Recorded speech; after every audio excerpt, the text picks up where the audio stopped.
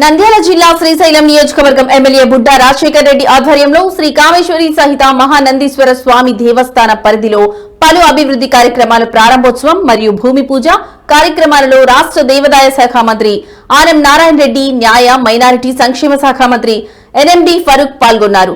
రాష్ట్ర దేవాదాయ శాఖ ఆలయ పరిధిలో 10 కోట్ల రూపాయలతో 50 వసతి గృహాల సముదాయ నిర్మాణానికి మంత్రులు ఆనం నారాయణ రెడ్డి, ఎన్ఎండి ఫరూక్ భూమి పూజ చేశారు.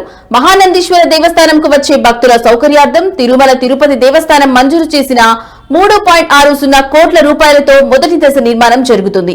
అలాగే 1.60 కోట్ల రూపాయలతో నిర్మించిన డార్మిటరీని మంత్రులు ఆనం నారాయణ రెడ్డి, ఎన్డీఎం ఫరూక్ ప్రారంభించారు.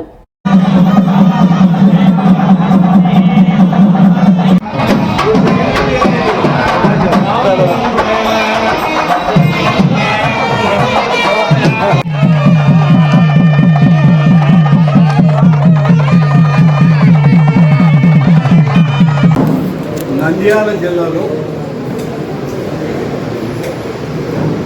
పరమ పవిత్రమైనటువంటి నవనందుల్లో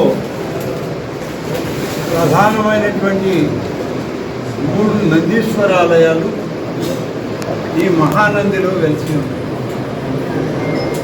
మహానందీశ్వరుడి యొక్క ఆలయ ప్రాంగణంలో స్వామివారి యొక్క ఆశీస్సులు, నిత్య కైంకర్యాలు అన్నీ కూడా ప్రత్యక్షంగా ఈరోజు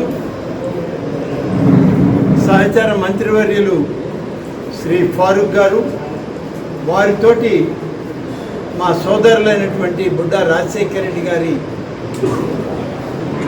ఆలోచనతో ఇక్కడి కార్యక్రమాల్లో పాల్గొంటూ వస్తున్నాం.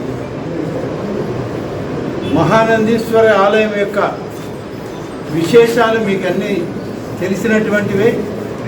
అయినా 1-2 విషయాలు మీ ముందు ప్రస్తావన చేయాల్సినటువంటి